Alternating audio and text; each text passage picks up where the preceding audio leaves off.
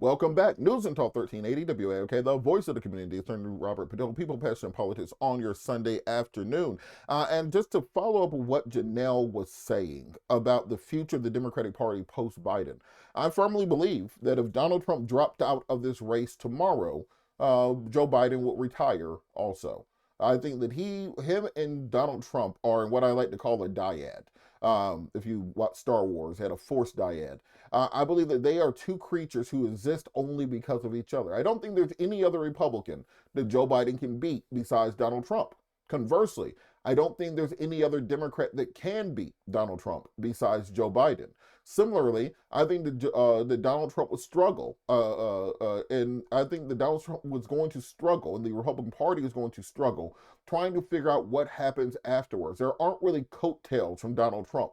Everyone that we have seen who has tried to be a cheap knockoff impression of Donald Trump has failed at doing so. The Trump magic only exists for him.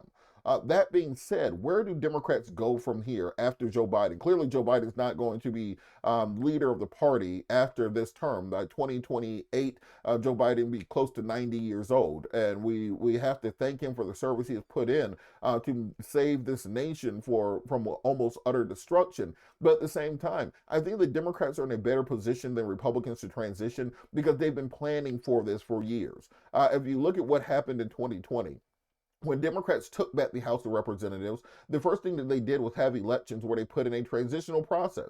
They said Nancy Pelosi, James Clyburn, Steny Hoyer, the old guard of the Democratic Party, you guys, you're going to give you 2 years of leadership, and then we expect you to ride off into the sunset to emeritus status. That does not often happen in the House of Representatives. This is why you have Hakeem Jeffries and other younger congresspeople in the House of Representatives now in leadership. And if Democrats retake the House, as we expect them to do, in 2024, well, then you'll have the first African-American Speaker of the House in Hakeem Jeffries, a man in his 50s, a man who quotes Biggie, a generational transition.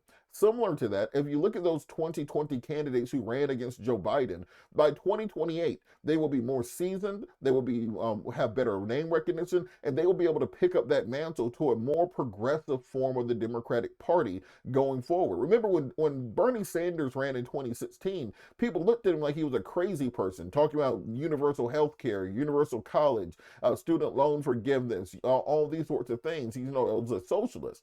But you needed to have a transitional figure that eased America into that, and that's what Joe Biden really has been. Somebody who can still get votes in Scranton, Ohio, and in the Rust Belt in America. Somebody who does not scare away those older Midwestern voters who the Democratic Party still needs to win states like Wisconsin and Michigan. Someone who can bring together a coalition of young voters of African Americans, previous national security voters, soft Republicans, Reagan Republicans are able to come together around a single candidate. And that's really the coalition that's brought Biden to victory. And that's the coalition that he is governed with.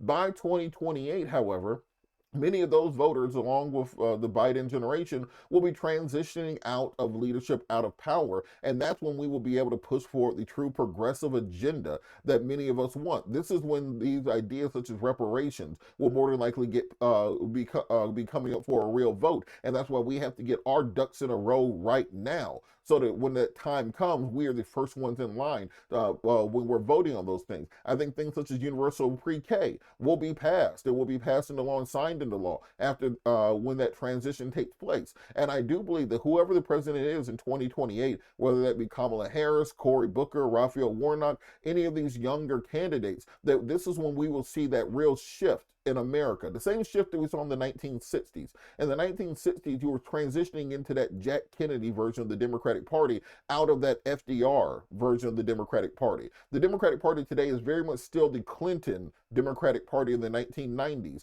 that kind of moderate, centrist, somewhat progressive party. And I think that as we are working our way forward, as we're working our way through these issues, the main goal has to be to steady the ship as it is today. When you're looking at the danger of the MAGA insurrectionists, there's an existential threat to the existence of the United States of America. Whether you like Biden or dislike Biden, you are not as afraid of Biden being in office as you are if you had someone like Marjorie Taylor Greene become Speaker of the House, Josh Hawley or Ted Cruz become Senate Majority Leader, Donald Trump be president, and Nancy Mace or Matt Gaetz become the vice president. More than likely, in the next term, Clarence Thomas and Samuel Alito will be maybe retiring from the Supreme Court or moving on to other opportunities in hell. And it's going to be important to have a president and a Senate that's able to push through more justices, more in line with Ketanji Brown Jackson, in line with Sotomayor, in line with Kagan, even in line with Sandra Day O'Connor to replace them. Remember that it's a 6-3 majority for Republicans right now. If both Thomas and Alito are forced to leave the court for whatever reasons, Satan comes and takes them down and they get what they deserve, then we could be moving to a place, instead of it being 6-3, to have a 5-4 progressive majority on the Supreme Court. And then you're able to push through many of those initiatives that have to get done. But if you switch horses midstream and say, well, I don't like Biden right now, therefore I'm going to cut off my nose to spite my face about the future, then that's when you get into the real power struggle that we're seeing, that Republicans are going through right now. Currently, if you are a centrist Republican, just a regular everyday Republican, you believe in low taxes, fiscal responsibility, family values, you don't have a place in the Republican Party. You have to be part of the conspiracy verse to be part of the Republican Party. You have to believe that Hunter Biden is conspiring with Burisma and the Chinese government to money launder in Ukraine in order to bring back JFK Jr., who's going to appear in Dallas to become Donald Trump's running mate. That's a real conspiracy that they have. You have to believe those sorts of things to really be acceptable to the Freedom Caucus and the Republican Party right now. MAGA Mike Johnson, the hand-picked conservative Speaker of the House, is currently under threat of being a part of another recall election simply because he negotiated with President Biden and Chuck Schumer in the Senate to have a continuing resolution to keep the government open. These people are not politicians. They are political arsonists. They want to burn the entire system down unless they have the opportunity to be in charge. And that's a very dangerous place for any nation to be in, because it's almost impossible to get the most basic compromises in order to have a functioning federal government. And as we have seen, President Biden has been working through the executive branch since the Republicans took back the House, and we got fewer bills passed in 2023 than any term of Congress in United States history.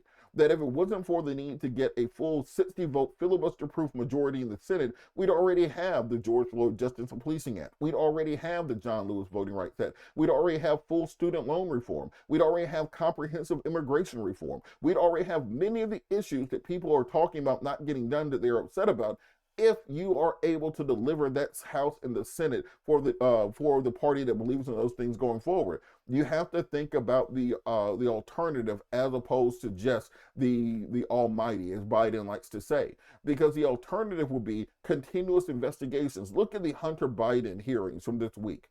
That is what Congress will be if you have a Trump presidency and Republicans get the Senate and maintain the House. They're going, as Trump said, he will be a dictator from day one. He will be your vengeance. He will be your retribution. He's not talking about you black people. He is talking directly to his MAGA extremist base, who, as we talked about in our DEI discussion, only want to turn back the clock, only want to turn back to when America was quote unquote great. And that's not great for you and I. That is great for them. They want to go back to the Mad Men version of America, where white people were on top and everybody else was subservient. So unless you plan on putting on some white gloves and being able to serve some sweet tea to these people, you're going to need to get out here and politically activate and get people in line and get people motivated, because then we will be able to put our agenda at the front of the line. We can't be mad at anybody else. We're not carrying our agenda for us. And this is why it's crucial when we're looking at this transition plan for the Democratic Party. Don't just leave it to conjecture. That's not what they did in the House of Representatives in 2020. Put it down on paper. Let it be known that for black folks to save the Democratic Party again and to deliver states like Virginia, North Carolina, Georgia to the Democratic Party in order to win enough votes to win in the Electoral College, we want to be at the front of the line on policy. Make it known, make it plain, and make sure there's consequences and repercussions for not doing so. But in the meantime, in the interim, while we're working on that process, we're dealing with an existential threat to the future of our nation. We'll be back after the break. You listen to News and Talk 1380 WAOK.